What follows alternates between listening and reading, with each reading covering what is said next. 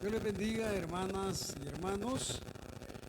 Vamos a abrir la palabra de Dios en Segunda de Samuel, capítulo número 2.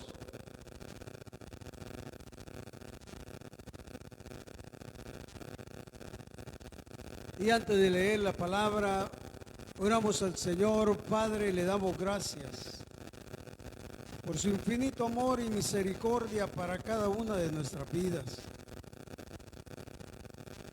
Hoy queremos poner en sus manos de amor la vida de Alexis Escalante, suplicándole, Padre eterno, que usted use las manos de los médicos que han de intervenirlo quirúrgicamente. En el nombre de Jesús de Nazaret, le suplicamos, Señor, que usted extienda su mano de sanidad sobre la vida de cada cuerpo enfermo.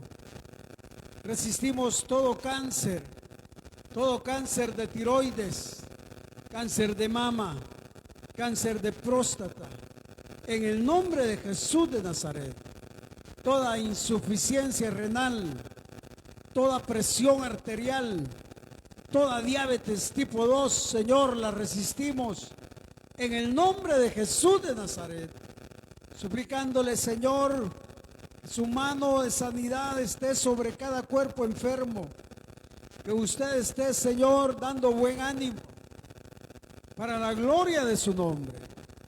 En el nombre de Jesús de Nazaret, ponemos toda necesidad, suplicándole que usted sea propicio, Señor, a aquellos que claman por un empleo digno, a aquellos que claman, Señor, por la provisión económica, en el nombre de Jesús de Nazaret.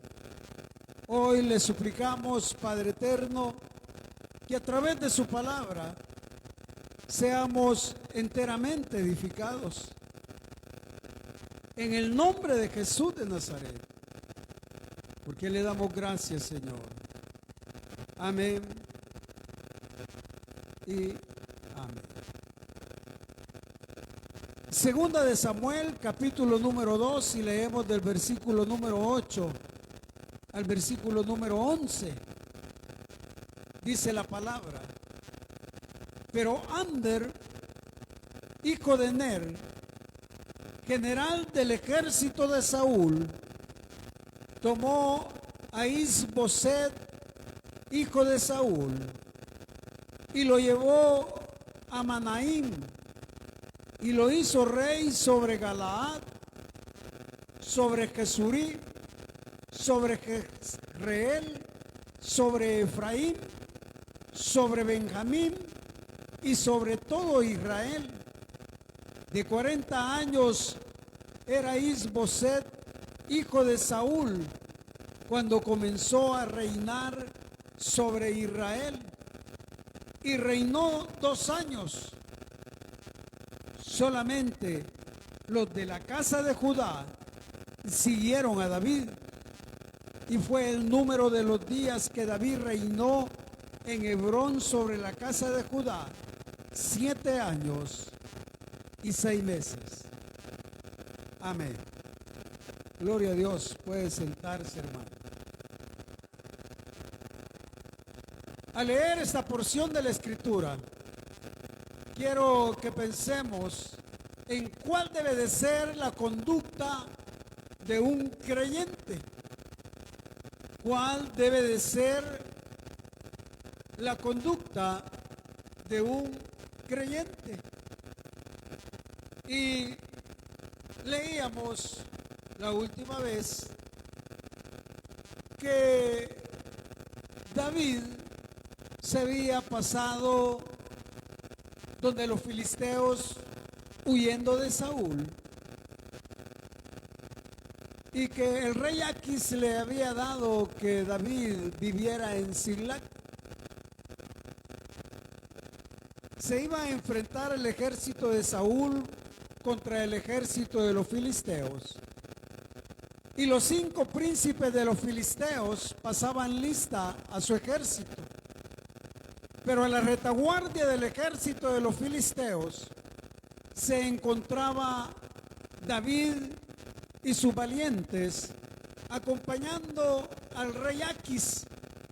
Cuando llegaron los príncipes y vieron al rey David, se molestaron en gran manera y le dijeron al rey Aquis que no podía ir a la guerra, pues iba a pelear contra Israel y que se podía volver en contra de ellos para quedar bien con Saúl.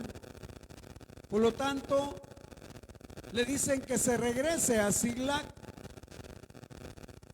Cuando David se regresa y llega a Siglag, los amonitas habían invadido Siglag y se habían llevado a las 2 esposas de él, a todos los hombres, todos los bienes, habían incendiado Siglag y David los persigue y logra recuperar todos los bienes, a sus esposas, y regresa a Siglag. Y al tercer día que él está en Siglag, llega un mensajero llevándole, según él, buenas nuevas a David. Y las buenas nuevas que le llevaba es que el ejército de los filisteos había derrotado al ejército de Israel, y dentro de esa derrota había muerto Saúl y sus hijos. Cuando llega el mensajero cree que iba a recibir una bendición de parte de David, porque él cree que se iba a alegrar David a causa de que su enemigo había caído. Pero eso es un pensamiento lógico y humano.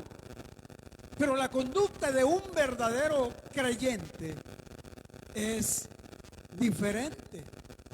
La conducta de un verdadero hijo de Dios es todo lo contrario. Y dice la palabra de Dios en el capítulo número 1 de Segunda de Samuel. Dice el verso 10: yo entonces me puse sobre él y le maté, porque sabía que no podía vivir después de su caída. Y tomé la corona que tenía en su cabeza y la argolla que traía en su brazo, y las he traído acá a mi señor. Entonces David, haciendo sus vestidos, los rasgó, y lo mismo hicieron los hombres que estaban con él, y oraron y lamentaron y ayunaron hasta la noche por Saúl y por Jonatán su hijo, por el pueblo de Jehová y por la casa de Israel, porque habían caído a filo de espada. Y David dijo a aquel joven que le había traído las nuevas: ¿de dónde eres tú? Y él respondió: yo soy hijo de un extranjero amalecita. Y le dijo David: ¿cómo no tuviste temor de extender tu mano para matar al ungido de Jehová? Entonces llamó David a uno de los hombres y le dijo: ve y mátalo. Y él lo hirió y murió. Y David le dijo: tu sangre sea sobre tu cabeza, pues tu misma boca atestiguó contra ti, diciendo: yo maté al ungido de Jehová. Este amalecita había inventado la historia de que él había matado a Saúl. Pero vimos en el capítulo número 31 de Primera de Samuel que fue Saúl quien se suicidó. Pero él quería, bajo la premisa de que era enemigo de David, ganar un favor. Pero La conducta del verdadero creyente es sentir dolor por el prójimo, aún a costa de que sea su enemigo. Por eso David, al lamentar la muerte de Saúl y de sus hijos, decreta un duelo. Y en ese duelo lo expresa del versículo 17 al 27. Y dice el verso 19: ha perecido la gloria de Israel sobre tus alturas. ¿Cómo han caído los valientes? Dice el 23: Saúl y Jonatán, amados y queridos, inseparables en su vida, tampoco en su muerte fueron separados. Más ligeros eran que águilas, más fuertes que leones. Verso 25: ¿cómo han caído los valientes en medio de la batalla? Jonatán muerto en tus alturas. Angustia tengo por ti, hermano mío Jonatán, que me fuiste muy dulce, más maravilloso me fue tu amor que el amor de las mujeres. Cómo han caído los valientes, han perecido las armas de guerra. David había sido perseguido por 6 años por Saúl. Había intentado Saúl matarlo 21 veces. Lo había desterrado de su país. Había perdido a su esposa. Había perdido a su padre. Había perdido a su madre. Se encontraba angustiado, pero aún así él amaba a Saúl y a Jonatán. Es decir, no sentía resentimiento por cómo lo había tratado Saúl. Y eso solo puede ser la conducta de un verdadero creyente. Porque lo normal es que se sienta contento, que piense que es el plan de Dios. Pero el libro de Proverbios, en el capítulo 24 y versículos 17 y 18, dice: cuando cayere tu enemigo, no te alegres, no sea que Jehová te haga sufrir igual. David no se alegró. David lo que sintió fue dolor. Y por eso mandó a matar al que le llevó esta noticia. Cuando acontece eso, David está a una edad de 23 años. Cuando David fue ungido por Samuel en Belén con la familia, David tenía 17 años. Era un jovencito. Había una promesa. Lo ungieron como rey. No recibió una corona. Recibió una oportunidad de glorificar a Dios venciendo a Goliat. Ahora han pasado 6 años. Ha muerto Saúl.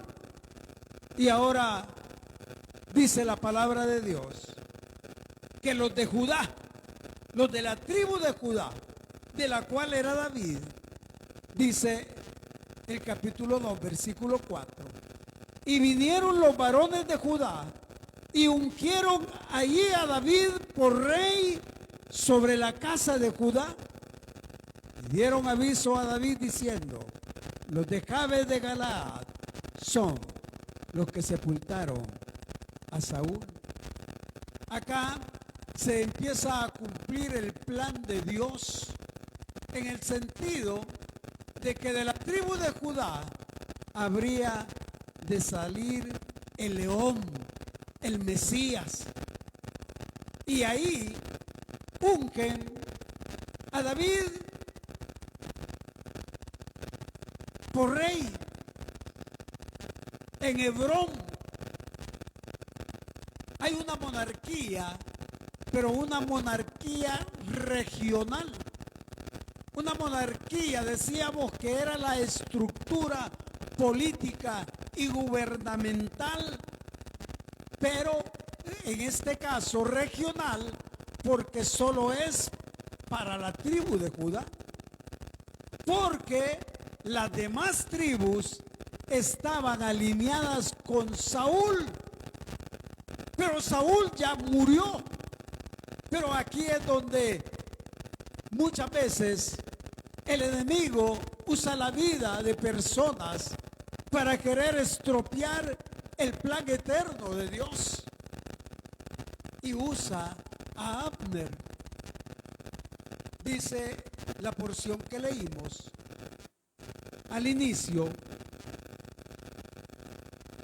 Pero Abner, dice el verso 8, hijo de Ner, general del ejército de Saúl, tomó a Isboset, hijo de Saúl, y lo llevó a Manaim y lo hizo rey sobre Galaad, sobre Jesurí, sobre Jezreel, sobre Efraín, sobre Benjamín y sobre todo Israel.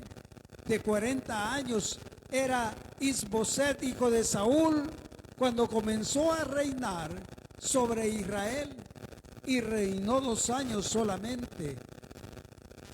Y reinó 2 años solamente. Los de la casa de Judá siguieron a David. Quiere decir que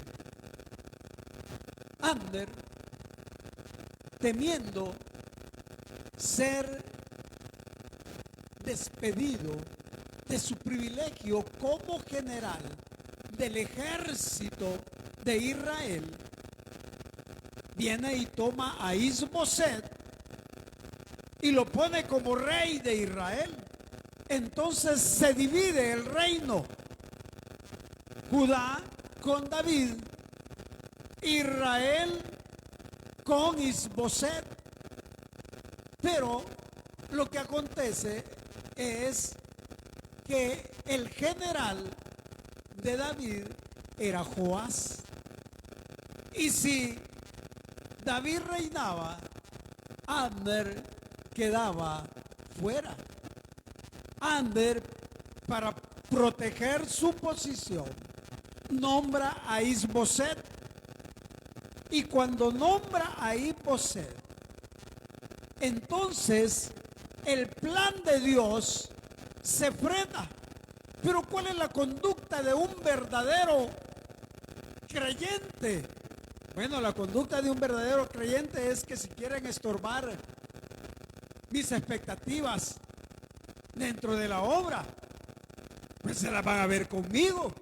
No, eso no puede ser. Y empieza a haber una disensión, y empieza a haber una murmuración, y empiezan a haber señalamientos, y empieza a haber murmuración, chambres, disensiones. Pero David era un hombre conforme al corazón de Dios. Y cuando Abner toma esa posición, David calla. David no dice nada. El último versículo de la porción que leímos al entrar dice: y fue el número de los días que David reinó en Hebrón sobre la casa de Judá 7 años y 6 meses. ¿Qué está diciendo? Lo que está diciendo es que el plan de Dios se va a trazar 7 años y 6 meses. Pero David no sabía cuánto se iba a trazar. David no emite ningún juicio contra Abner por haber puesto a Isboset como rey. ¿Por qué? Porque David era un hombre que sabía esperar en Dios. El Salmo 37, escrito por David, nos expresa esa condición en este momento difícil. Dice la palabra en el Salmo número 37: no te impacientes a causa de los malignos, ni tengas envidia de los que hacen iniquidad, porque como hierba serán pronto cortados, y como la hierba verde se secarán. Confía en Jehová y haz el bien, y habitarás en la tierra, y te apacentará de la verdad. Deleítate a sí mismo en Jehová, y Él te concederá las peticiones de tu corazón. Encomienda a Jehová tu camino y confía en Él, y Él hará. Exhibirá tu justicia como la luz y tu derecho como el mediodía. Guarda silencio ante Jehová y espera en Él. No te alteres con motivo del que prospera en su camino, por el hombre que hace maldades.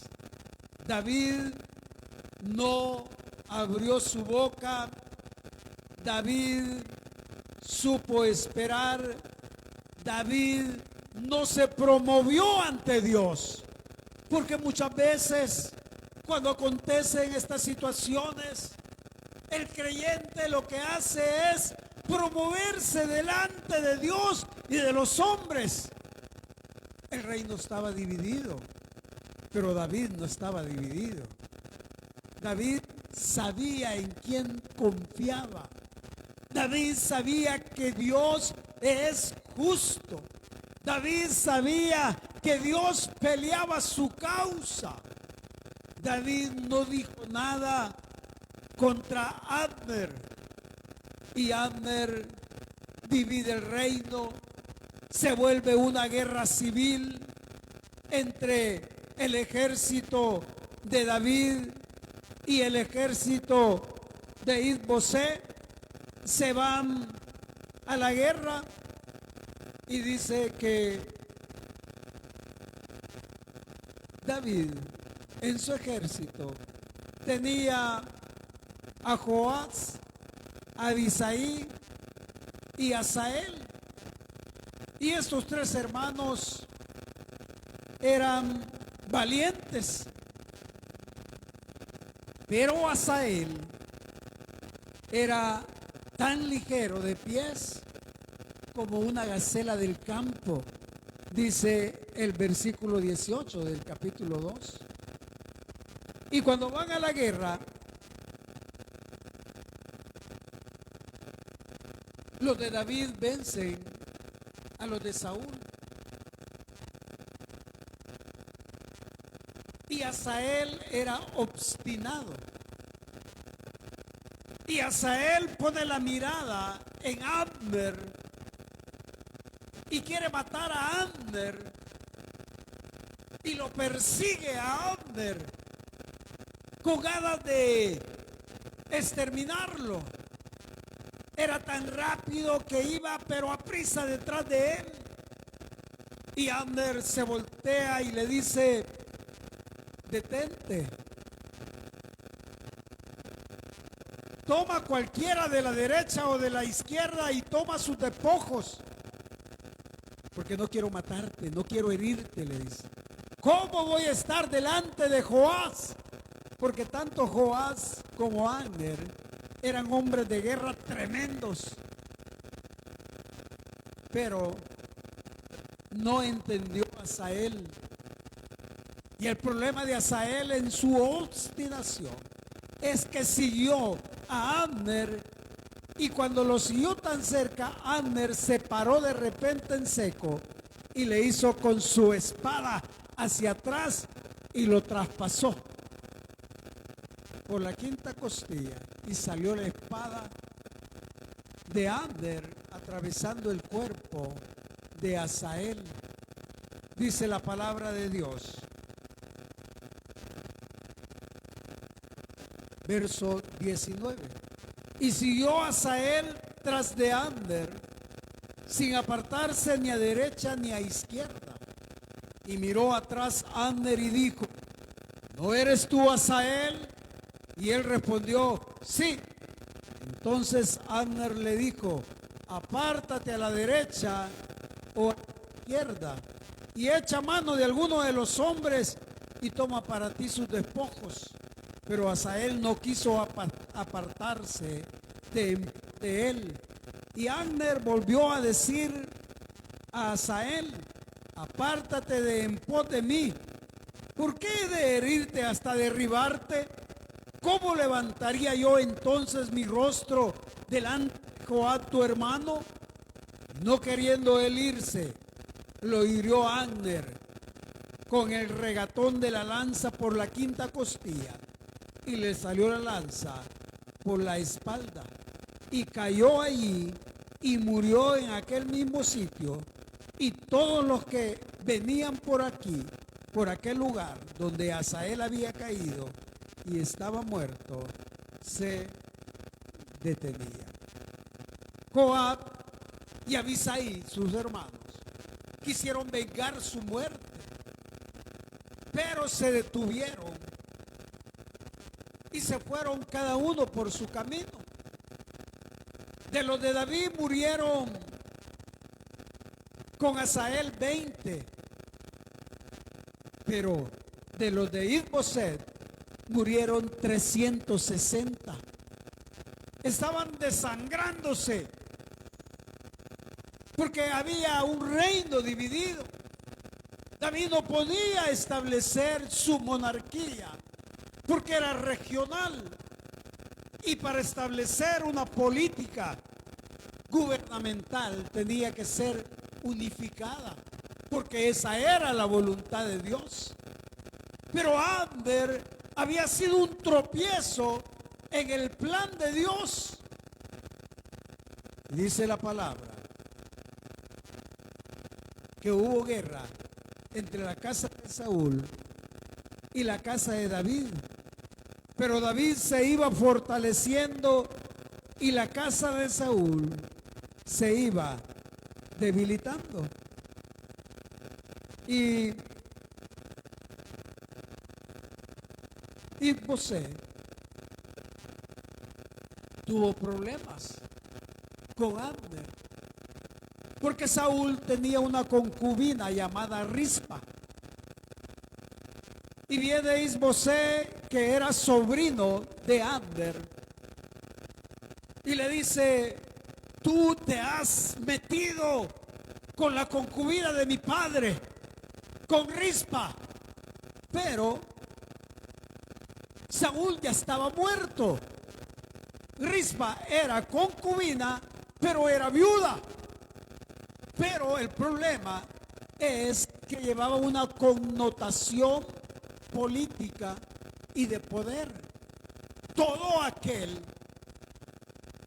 que quisiese tener una relación con alguna esposa de un rey o concubina de un rey, aún muerto, estaba diciendo que proclamaba con autoridad el reino. Entonces Isboset, cuando se da cuenta que su tío Abner se ha metido con Rispa, le reclama y le dice: tío, ¿cómo tú has hecho esto? Porque Isboset cree que Abner quiere el reino de Israel, pero Abner no quiere el reino de Israel. Abner se molesta por la acusación que le hace su sobrino, y entonces le dice: hoy me vuelvo con David, hoy le entrego el reino a David para que se unifique el reino. Y en efecto, va donde David, siendo enemigos. La actitud de un verdadero creyente es no guardar rencor. Queridos hermanos, hay muchos que están sufriendo por el pasado, porque fueron ofendidos en el pasado y guardan rencor y ahí viven martillando ese pasado que ya no tiene por qué hacer efecto en su vida. David era un hombre verdaderamente alineado con la voluntad de Dios. Él recibe a Abner, y cuando recibe a Abner le dice: está bien, no volveré a verte, le dice, si no traes a Milca contigo. Milca era la hija de Saúl, esposa de David, que la había dejado David cuando Saúl lo perseguía. David tomó a Milca como esposa porque el rey Saúl le tendió una trampa, porque quería matar a David, y dijo: le voy a dar a David, vayan y díganle. Llegaron donde David y le dijeron: el rey quiere darte por mujer a su hija Milca. Ah, ¿con qué este pobre? Si yo soy pobre, de una familia pobre, ¿cómo voy a dar los dotes por la princesa? Viene Saúl y les dice: vayan y díganle que no quiero dinero, lo que quiero son 100 prepucios de los filisteos. Y David, cuando recibe la noticia, dice: ah, qué bien. Va David y le lleva 200 prepucios de filisteos, y Saúl le dio a Milca por esposa. Hoy que David es rey de Judá y que Abner, como diplomático, quiere unificar el reino, David le pone como condición: no te volveré a ver si no traes a Milca. ¿Por qué? Porque tiene una connotación de poder político, porque era la esposa de él, pero al tomarla estaba anulando todo deseo de poder de la familia de Saúl. De la familia de Saúl solo quedaba Isbosé y Mefibosé, pero Mefibosé era hijo de Jonatán, pero Mefibosé tenía 12 años y era lisiado de los pies. Entonces Saúl, cuando hizo que David huyera, le dio a Milca a Peltiel. Quiere decir que Milca estaba casada con otro hombre. Entonces viene Abner y va a traer a Milca, y detrás de Milca iba llorando Peltiel, porque era su esposa, porque se la quitaban, iba llorando, y solo una vez volteó a verlo Abner. Vete, una vez le dijo. Dejó de llorar y se fue, si no lo mataba. Le llevan a Milca a David, y ahora David empieza a ejercer un trato diplomático para unificar el reino. Pero Joab quería vengarse de Abner. Cuando Abner llega donde David, no está Joás, pero se va Abner, y cuando llega Joás le dicen: acaba de salir Abner. Y le falta el respeto al rey David. ¿Cómo has permitido que venga ese hombre a querer plantearte unificar el reino, cuando lo que quiere es tu vida, cuando lo que quiere es ver qué puede hacer? por Isboseles. David no le presta atención y viene Joab y manda a un mensajero en nombre de David para que regrese a Abner. Y cuando regresa a Abner, Joab lo asesina. Dice la palabra de Dios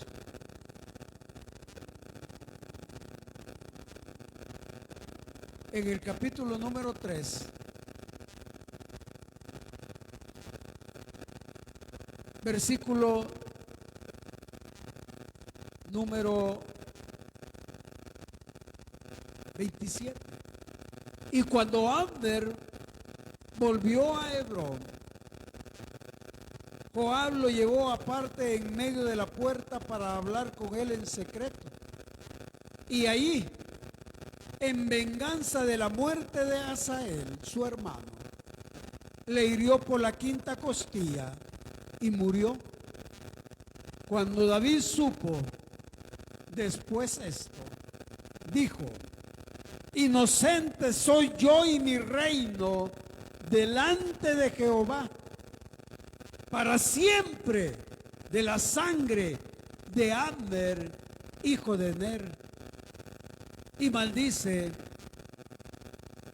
a Joás, caiga sobre la cabeza de Joab y sobre toda la casa de su padre, que nunca falte de la casa de Joab quien padezca flujo, ni leproso, ni quien ande con báculo, ni quien muera a espada, ni quien tenga falta de pan. Joab pues y Abisaí su hermano mataron a Abner, porque él había dado muerte a Asael, hermano de ellos, en la batalla de Gabaón. Entonces dijo David a Joab y a todo el pueblo que con él estaba: rasgad vuestros vestidos y ceñeos de cilicio y haced duelo delante de Abner. Y el rey David iba detrás del féretro. Vean la actitud de David. La actitud de David fue hacer duelo. La actitud de David fue honrar a su enemigo. Y sepultaron a Abner en Hebrón, y alzando el rey su voz, lloró junto al sepulcro de Abner, y lloró también todo el pueblo. Y endechando el rey al mismo Abner decía: ¿había de morir Abner como muere un villano? Tus manos no estaban atadas, ni tus pies ligados con grillo. Caíste como los que caen delante de malos hombres.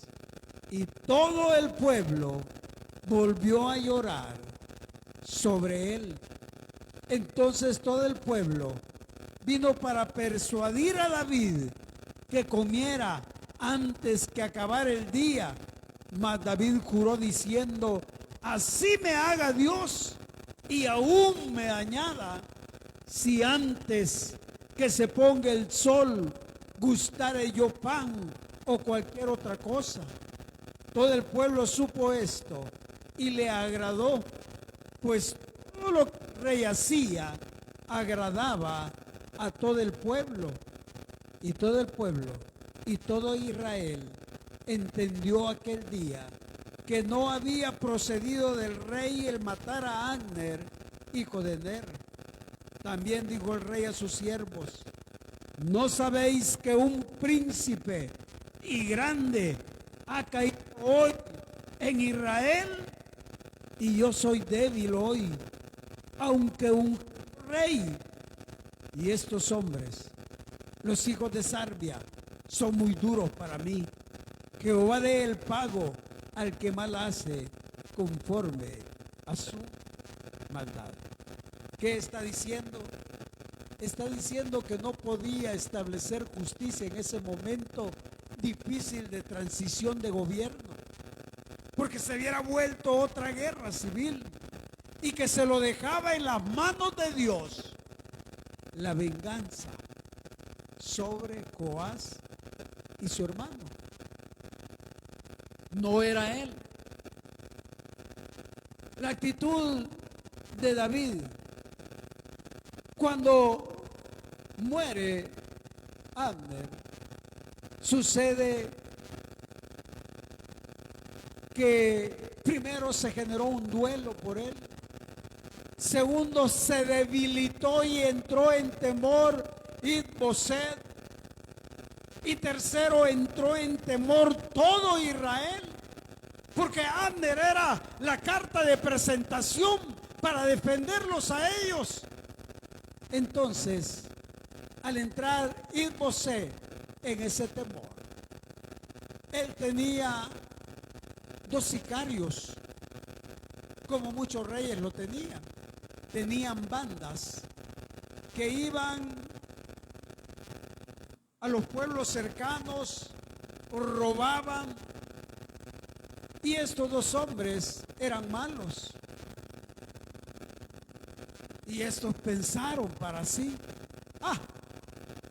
¿qué es lo que le está estorbando al rey David? Ahora ya no está Abner, matemos a Is-Boset. La maldad. Pero iban a tratar con un verdadero creyente. Dice la palabra en el capítulo número 4, versículo número 5. Los hijos pues de Rimón, Beoret, Recab y Baana fueron y entraron en el mayor calor del día en la casa de Is-Boset, el cual estaba durmiendo la siesta en su cámara. Y he aquí la portera de la casa había estado limpiando trigo, pero se durmió. Y fue así como Recab y Baana su hermano se introdujeron en la casa.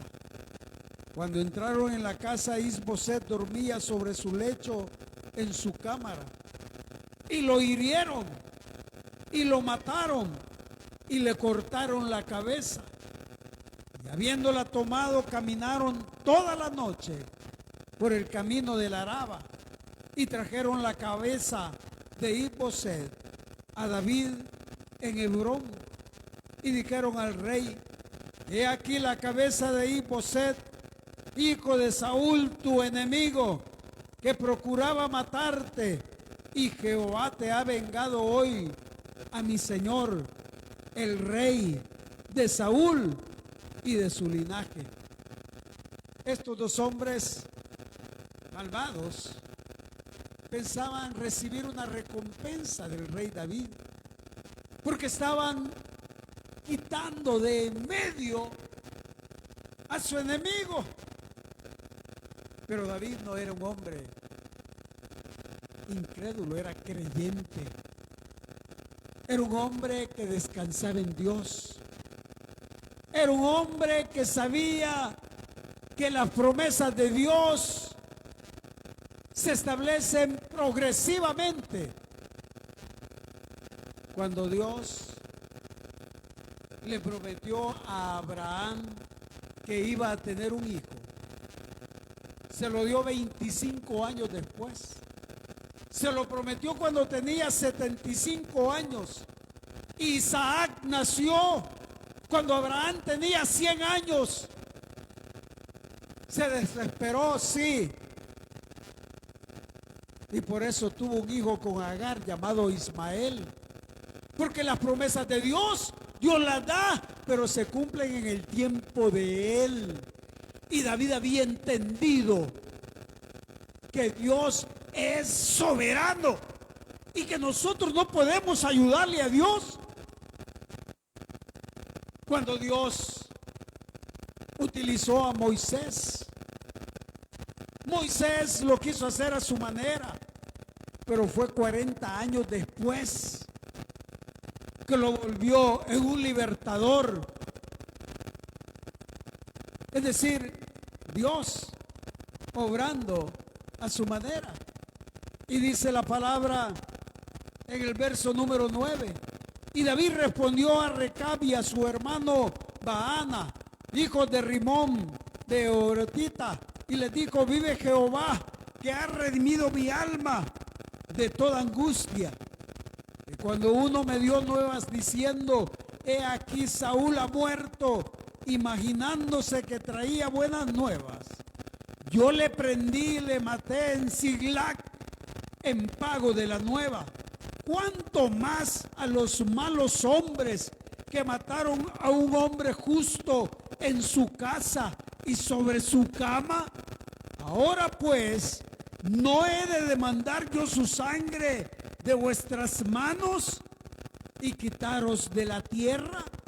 Entonces David ordenó a sus servidores, y ellos los mataron y les cortaron las manos y los pies y los colgaron sobre el estanque en Hebrón. Luego tomaron la cabeza de Is-Boseth y la enterraron en el sepulcro de Abner en Hebrón.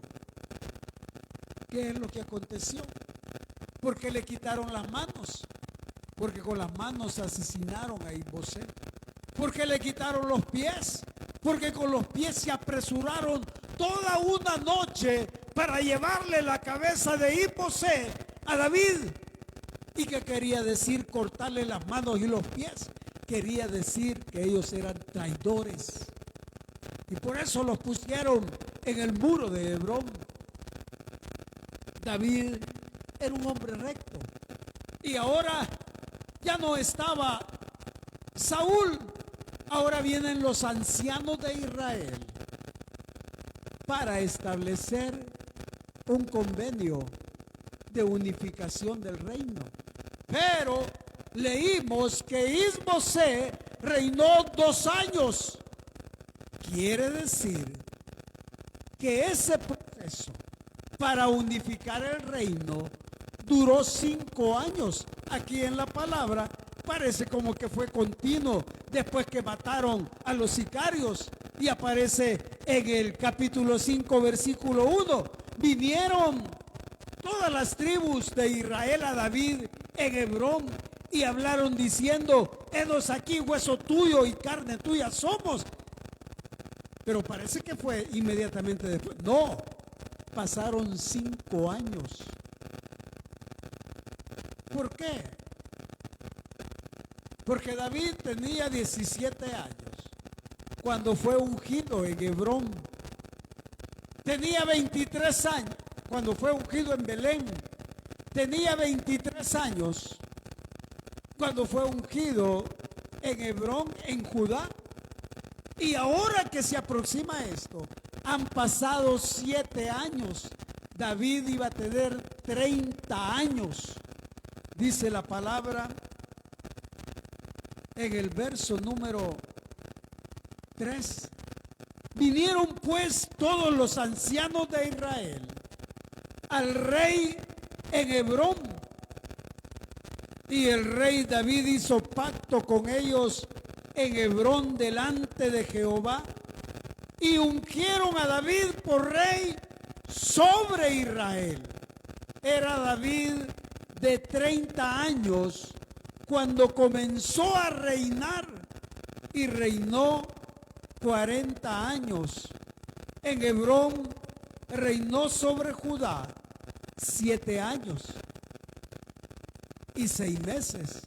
Y en Jerusalén reinó 33 años sobre todo Israel y Judá. Por eso, al unificar el reino, se está generando la tercera vez que ungen a David. Ahora la monarquía ya no es regional, ahora la monarquía es unificada. Ahora el reino es sobre todo Israel. Ahora se iba a cumplir el plan de Dios. ¿Y cuál era el plan de Dios? Que la capital del reino fuera Jerusalén.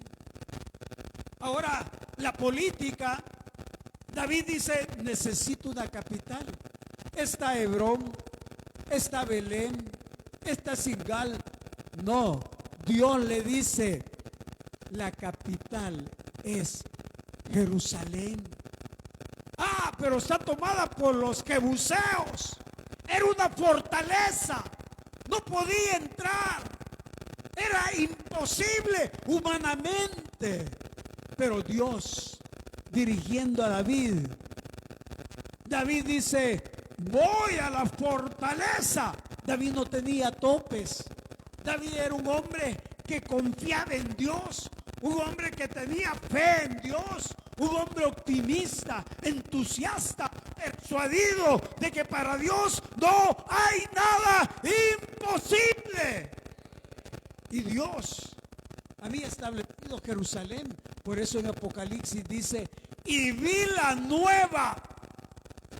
Esta que hoy va a tomar David es la Jerusalén terrenal. La que aparece en Apocalipsis es la nueva Jerusalén. Vi la nueva Jerusalén que desciende del cielo como esposa ataviada para su Señor. Pero ¿quién es la nueva Jerusalén? Es los redimidos, la iglesia. No es una ciudad. Aquí es una ciudad terrenal. Pero cuando vengamos con el Rey, nosotros somos la nueva Jerusalén. Entonces David está cumpliendo el plan de Dios para que tome posesión de Jerusalén. Y dice la palabra en el capítulo número 5, versículo número 6.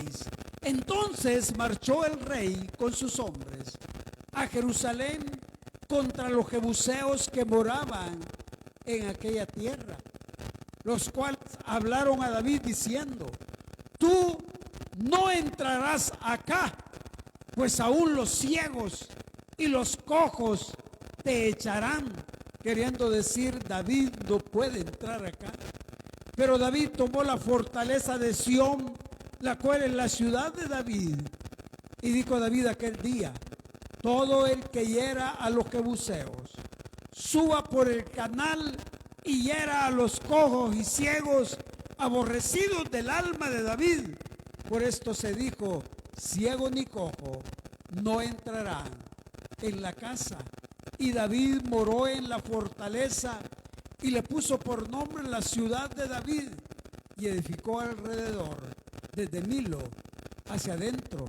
Y David iba adelantando y engrandeciéndose, y Jehová Dios de los ejércitos estaba con él. Verso 12.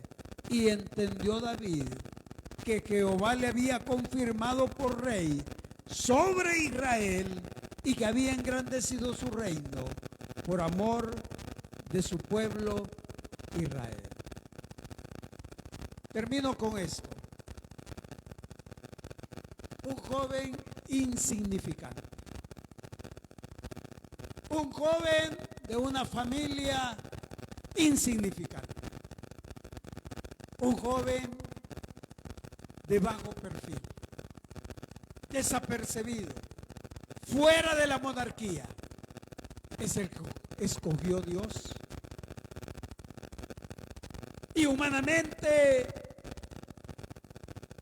no parecía que fuera el que iba a establecer la línea mesiánica.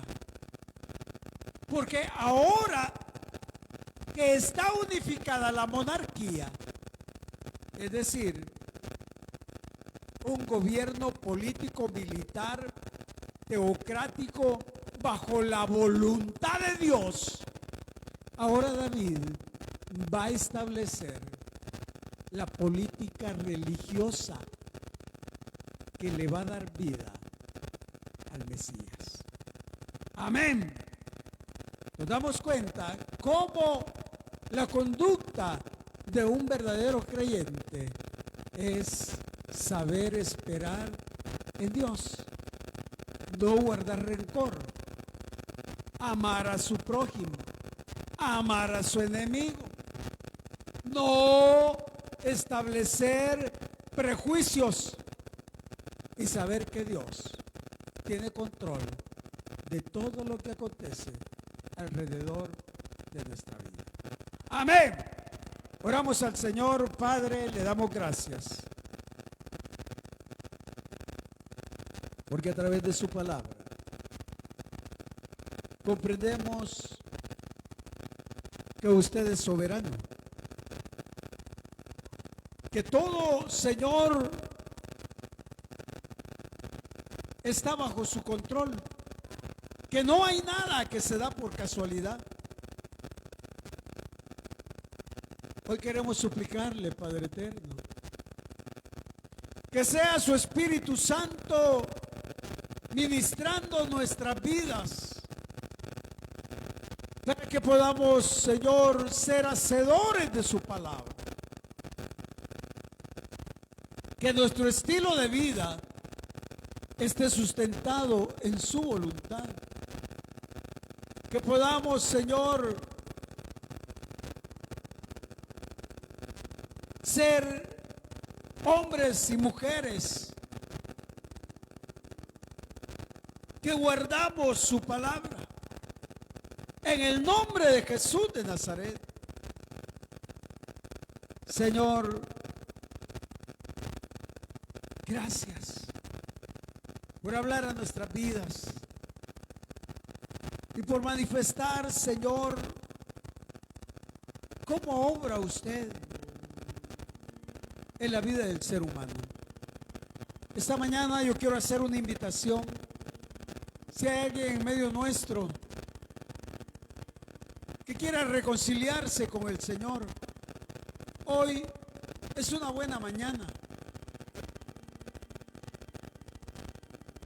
¿Habrá alguien que quiera entregarle su vida a Cristo? Levante su mano ahí donde estábamos a orar. ¿Habrá alguien que quiera ponerse a cuenta con el Señor? ¿Habrá alguien que siente rencor por alguien? ¿Se siente ofendida? ¿No ha perdonado? Hoy es un buen momento para venir delante de su presencia y decirle: Señor, quita de mi corazón toda raíz de amargura que impide el fluir de tu Espíritu Santo en mi vida. ¿Habrá alguien? Oramos al Señor. Padre, gracias, bendito Dios, por el privilegio, Señor, de meditar en su palabra. Le suplicamos, Padre eterno, que nuestra vida esté sustentada en hacer su voluntad. En el nombre de Jesús de Nazaret, en su mano de amor nos depositamos, dándole a usted la gloria y dándole a usted la honra, Señor. Amén y amén. Gloria a Dios.